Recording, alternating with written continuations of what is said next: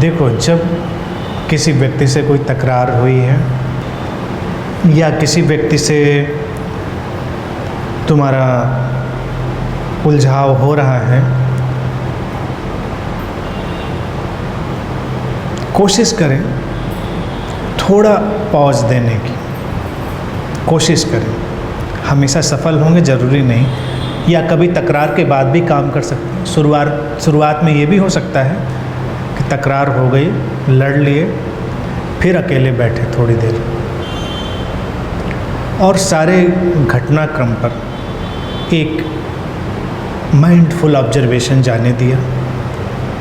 क्योंकि लड़ाई हुई इसीलिए क्योंकि उसमें कोई अपने को सही मान रहा था, कोई अपने को गलत मान रहा था। और लड़ाई का कोई विषय नहीं, किसी भी बात में कोई व्यक्ति अपने को सही मान रहा था, कोई अपने को गलत मान रहा था। लेकिन क्या सचमुच में वो सही गलत ऐसा ही था? क्या उसकी और पॉसिबिलिटी नहीं थी? क्या सचमुच में सिचुएशन वैसी ही थी? इसको चिंतन करते जाएं, इसके ऊपर विचार करते जाएं और ये मत सोचें कि तुम्हें अपनी बात सही सिद्ध करनी है, उसमें कोई चीज़ नई निकलेगी। मैंने कई बार जॉर्ज गुरजेफ का जिक्र किया है कि उनके पिता ने अपना शरीर छोड़ते वक्त उनको एक निर्देश दिया था कि कोई भी बात हो, तुमको कोई अच्छा बुरा कहे, 24 घंटे प्रतिक्रिया करने से रुकना।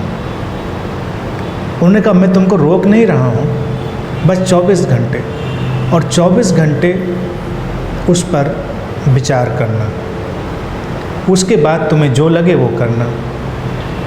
गुरजेफ ने कहा कि पिता की अंतिम बात थी तो मैं इसको टाल नहीं पाया और मेरे लिए ये ब्रह्म वाक्य जैसी हो गई। 24 घंटे बाद वो कहता था, अनेक बार वो परिस्थिति रही ही नहीं, किसी ने मुझे बुरा कह दिया था, बहुत लड़ने का भाव था, लेकिन 24 घंटे में जाता रहा। कहता था 2 बातें होती थी, कई बार मुझे लगता था उसने सही ही कहा तो लड़ने की कोई बात नहीं रह गई, और कई बार मुझको समझ में आ जाता था उसने गलत कहा तो कोई लड़ने की बात ही नहीं रह जाती थी। जब गलत ही कहा, उसको पता ही नहीं सही बात, तो लड़ना क्या। तुम तुरंत प्रतिक्रिया करते हो इसलिए क्योंकि तुम अपने को बहुत असुरक्षित समझते हो। जो लोग बहुत जल्दी जल्दी प्रतिक्रिया करते हैं वो आध्यात्मिक इसलिए कम होते हैं क्योंकि वो अस्तित्व में श्रद्धा कम रखते हैं। तुम सही हो या गलत हो, अस्तित्व जानता है या ईश्वर जानता है, अगर पारंपरिक भाषा में उपयोग करेंगे। तो किस बात का उलझाओ, शांत रहो। होगा वही जो समग्रता से होना होगा। तुम अपना बात, अपनी विचार रख सकते हो और दूसरे की बात भी सुन सकते हो, कोशिश करके। इसलिए तकरार के बहुत सारे लेवल धीरे धीरे ओपन होंगे, जल्दबाजी करने की ज़रूरत नहीं।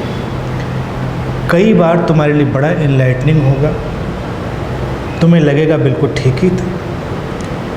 तकरारें भी कई बार तकरारों के लिए नहीं होती, किस लिए होती हैं ये जब तुम विमर्श करोगे तब तुम्हें पता चलेगा।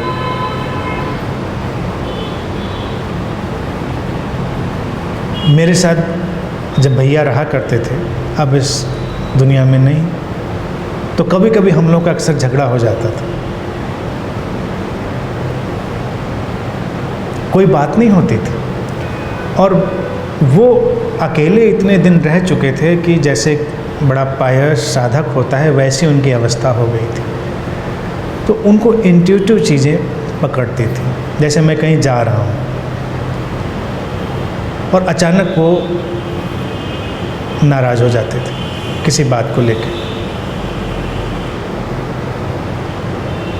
उस वजह से कई बार वो जाना स्थगित हो जाता था, लेकिन वही ठीक होता था, वो स्थगित होना ही ठीक होता था।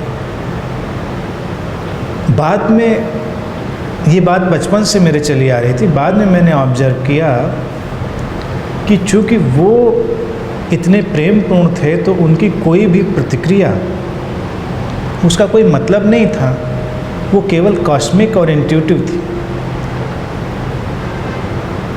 कोई चीज़ उनके सिस्टम में पकड़ती थी और उस पर वो रिएक्शन किसी चीज़ के लिए गाइडलाइन बन जाता था।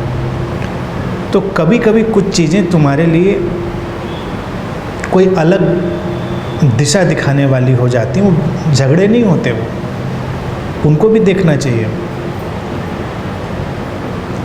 विमर्श यही काम करेगा कि वास्तविकता क्या है।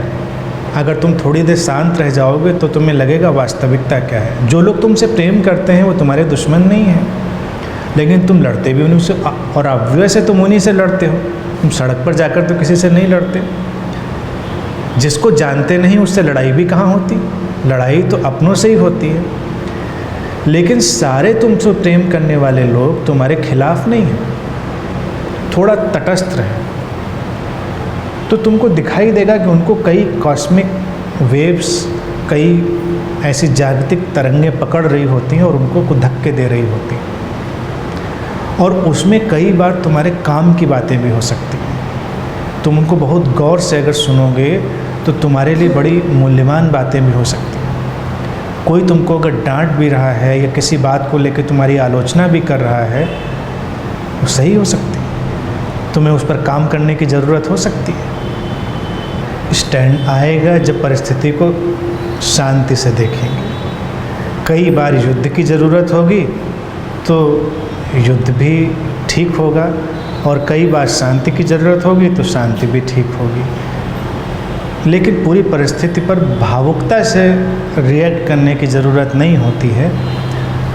थोड़ा सा धैर्य रखेंगे तो उसकी एक्चुअल स्थिति तक हम पहुँचेंगे। और कई बार संसार में कई लोग बड़े क्लेवर होते हैं, वो तुमको छोटी छोटी लड़ाइयों में उलझा देते हैं, तब तुम कोई बड़ी लड़ाई नहीं जीतते हो। और जिनको कोई बड़ी लड़ाई जीतनी है उनको छोटी लड़ाइयाँ नहीं लड़नी चाहिए। जैसे भारतीय दर्शन में भगवान कृष्ण का उदाहरण है, छोटी छोटी बातों पर मुस्कुरा देते हैं, महाभारत करवा देते हैं।